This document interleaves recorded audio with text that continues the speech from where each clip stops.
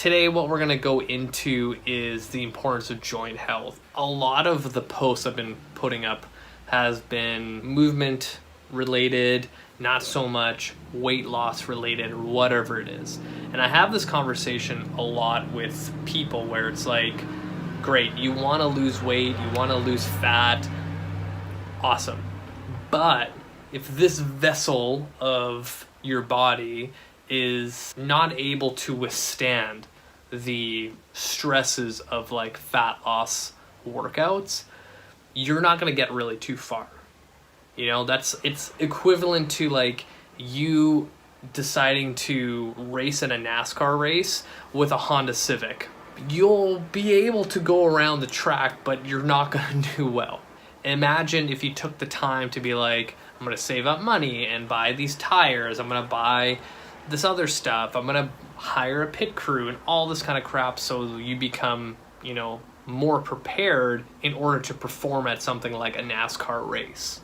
A lot of people, especially our general population people, where they get that motivation in the beginning to go, I want to start exercising, my friend's doing this class, I hired this trainer, there's this boot camp down the street, and you follow the program that they put out for everyone, and you start doing it, and you start noticing some aches and pains.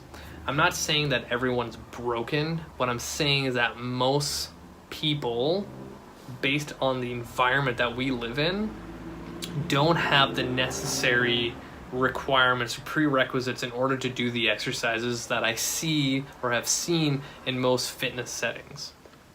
That doesn't say that you have to stop exercise altogether because you're like, oh my god, my joints don't work.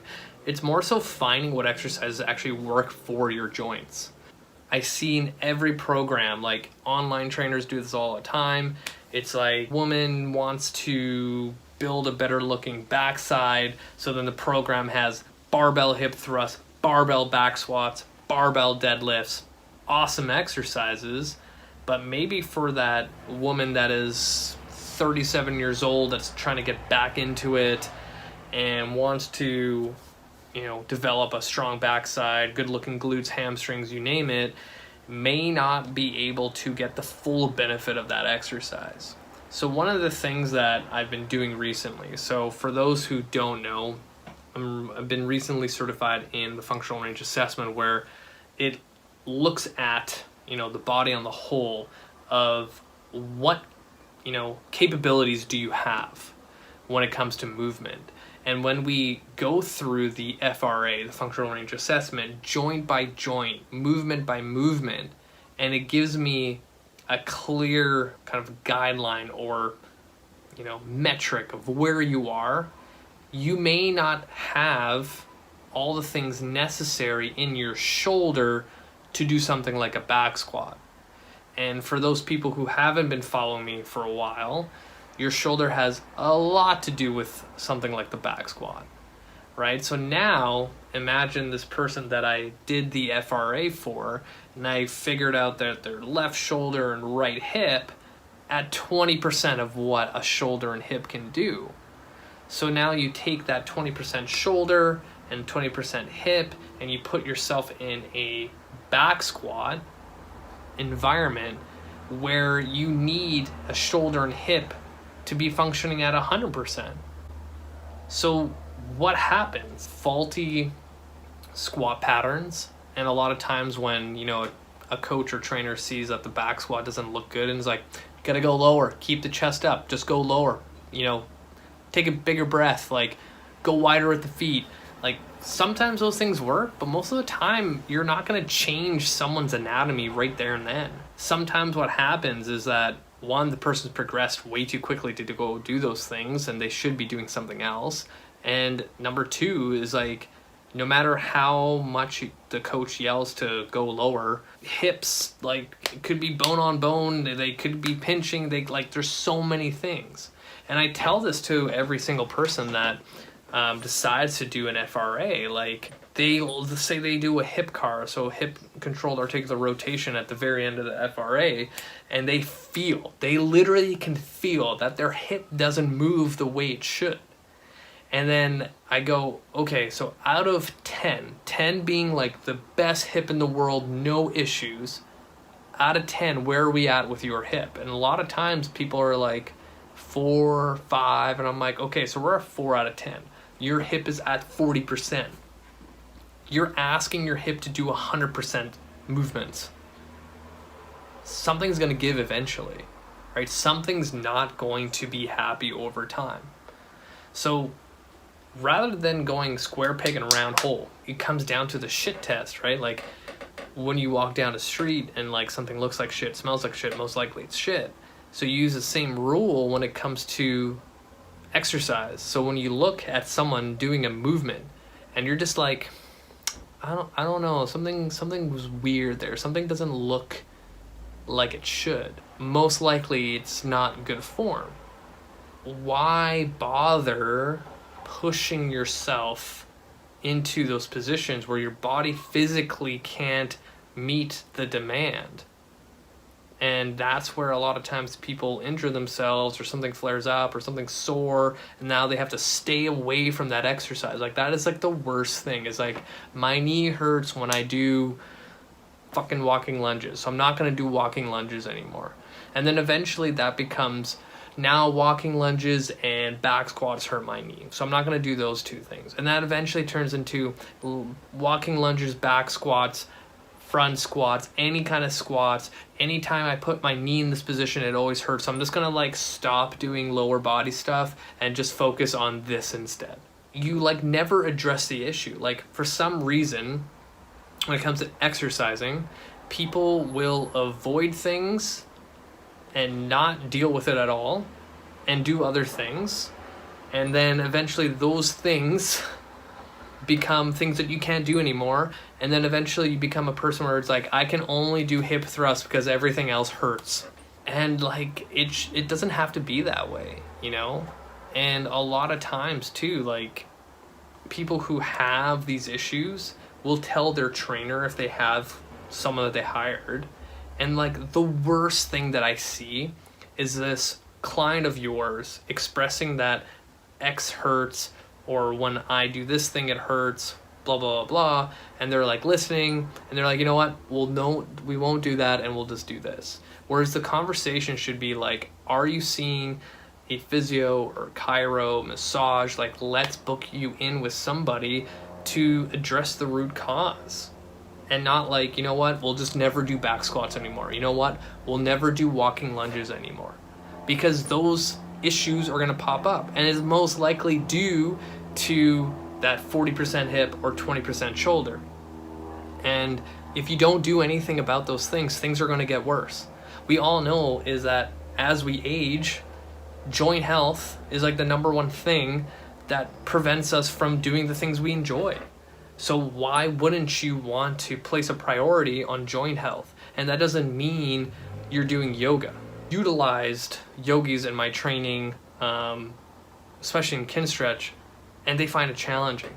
Which just goes to show, like, there's a lot to be done if someone's having trouble with a movement. Like, you know, you're in a 90-90 position and you're trying to lift your leg into abduction and all you get is cramps.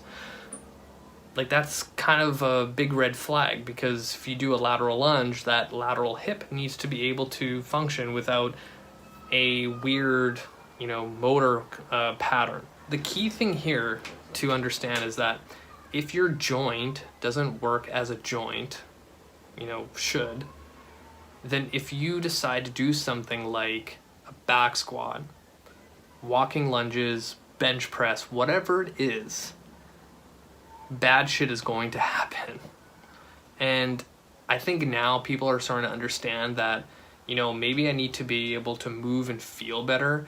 And that's where I've kind of been seeing clients in the fitness industry kind of going towards, because they've kind of, you know, figured out that, and they've probably been through it so many times where they start exercising, something hurts, they go to physio, chiro, whatever, and they realize that, you know, my shoulder always does this thing when I do X, Y, and Z.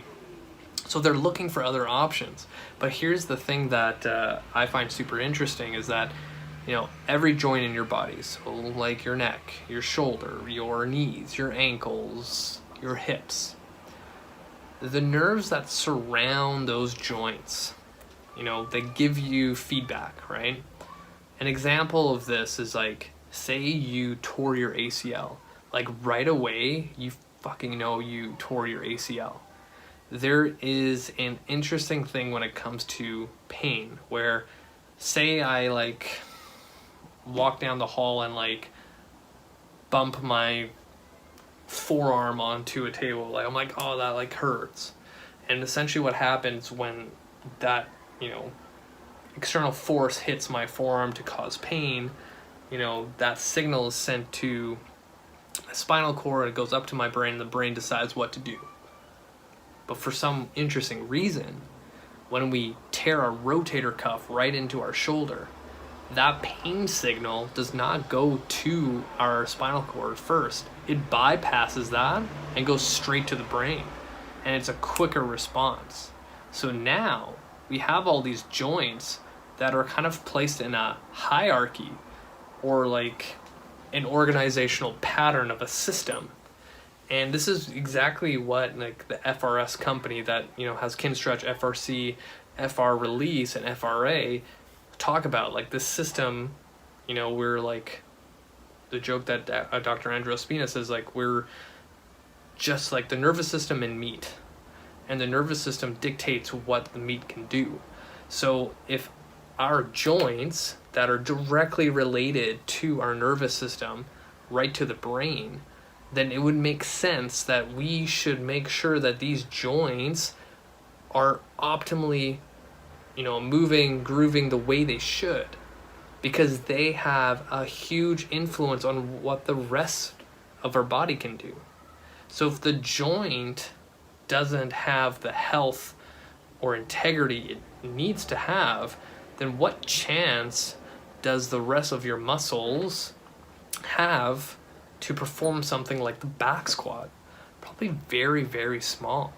And when I put someone through the FRA and they can actively feel that their hips, their T-spine, their shoulders, their neck don't move the way they should, and it feels like a grind, it feels like a challenge, like a lot of work, and people will say things like, holy crap, that felt like a workout. And I'm like, yeah, and you are going to this boot camp class or CrossFit or whatever it is, and you're constantly throwing your body into movement positions where you may not be ready for. Now, what I want people to understand is that you shouldn't just stop exercising. A lot of those movements can be scaled back and then find that variation where you could do very, very well in. So I know that if I get somebody, I'm not going to fix your joints like that. Most of the time I don't have enough time to do something like that because tissue turnover takes a long, long time to, make it happen, right? Like if I had someone doing Kinstretch with me twice a week, in 6 months, that's where we could see a lot of change. Knowing that, I have to make, the decision that, the person also wants to lose weight and move and feel better. So I need to find exercises that can fill those holes, fill those gaps. And, I always kind of rag on the back squat, bench press, deadlift, because those are the ones that you always see all the fucking time, right? So another thing I wanted to bring up is people doing hip thrusts. Awesome exercise, but again, do you have the requirements to do that? Most likely not. Most people have low back pain. Most people have a desk job. Most people have tight hips. So you're telling me, let's place a barbell with 95 pounds to 150 pounds to 200 pounds, and now thrust your hips up into hip extension in order to activate your glutes. Do you really think a person that has shitty hip mobility, that sits all day, that has minimal amount of movement already, has the capabilities in order to drive that weight up and activate their glutes at a maximal load? Probably not. Is there other ways to develop those glutes to get to the hip thrust? You get that person that wants to have a better backside, you do the assessment and you're like, Yeah, so every time you extend your hip, your low back goes. Every time you extend your hip, your hamstrings cramp. So why not learn how to do a glute bridge first? Let's get really good at glute bridges. So now I designed this program for a person where after 4 weeks, their glute bridge looks amazing. They're getting their glutes engaged. They feel it. They're moving better. They're feeling better. Their low back's not hurting. It's like, okay, let's like progress it. Let's just do like a hip thrust with your shoulders on the bench, body weight. Let's keep going. Now you're doing that for 4 weeks. All good. Let's put a freaking sandbag on your hips. Let's go single leg. Let's now try the barbell, but not off a bench. Let's just do a barbell glute bridge. Like, those are the steps that people need to take. As a person that's exercising, if you're in a class setting, and you see the program or whatever the coach decides for you to do, you should ask, like, is there an easier version? Because the answer is yes, there is always an easier version. If someone wanted to back squat and they had zero business being there, let's maybe goblet squat, because usually that's the safer option. People can usually do a pretty decent goblet squat. And at what point do you like progress? Like, as you see that they are moving better and they can maintain a neutral spine and the knees track over to the toes and all that bullshit that people say that you should be doing when you squat, then it's like, let's just go heavier. Even for myself, like, I still goblet squat. You know what's really challenging is if you decide to goblet squat with a 100-pound dumbbell. Like, that's fucking hard. I 100% would say that's a lot harder to do than a back squat with 135 with shitty form. Get more for what your workout is. A lot of us have not enough time in the week to fit in 3 hours a week of workouts. So if I'm going to do a barbell back squat with 135 that I can only do quarter squats because my body is not able to do that movement, and I'm just, burning X amount of calories because I'm not getting enough muscle activation, compared to like I'm putting a 100-pound dumbbell in front here and I'm utilizing my entire core in order not to like drop forward, and then I'm squatting and I get a better depth, I have better muscle activation. Like, that's more bang for my buck. Like, why wouldn't I want to do that? That's the same thing that I do with my clients, is like, I do a really thorough assessment. I know where you're at. So now let's utilize those exercises with what you have found in the assessment, so then you get the most bang for your buck. I have never had a client in my career where they had to take off time because they were injured. Now imagine, and I've brought this up on my show so many times, that if you were able to have more time in the gym per year, you'd want that.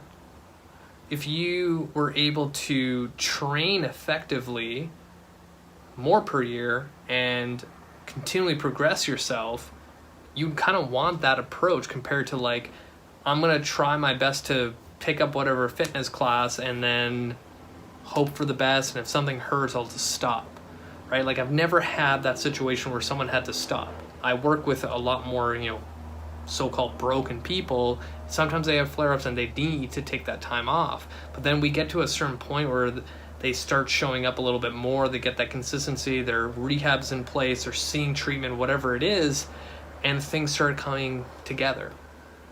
But for the most part, general population people, they need to follow the right amount of exercises that, their body's able to do, and a lot of times they just don't know. This is why I believe that people need to hire a credible trainer to give them those options, because it's going to be really hard for you to figure that shit out on your own. Even investing just like your local trainer that you've researched to do a thorough assessment and give you ideas of what you should and shouldn't do. Like, every trainer should be able to do that, but not a lot are, which is the sad thing. But essentially, what I would love to see is like someone doing an assessment and the trainer going, here's all the exercises you should be doing, these are the ones you should stay away from right now, and here's options down the road if you decide to hire me, or here's some homework things like that. Like, those are the services that people need. I know a lot of people want to be independent while training, but you still need some help on the way.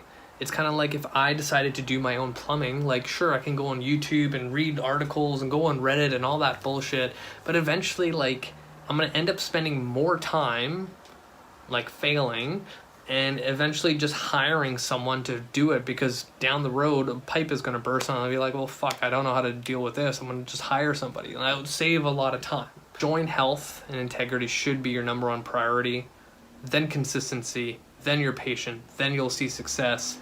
This is how I relate everything to fat loss, because joint health trumps all.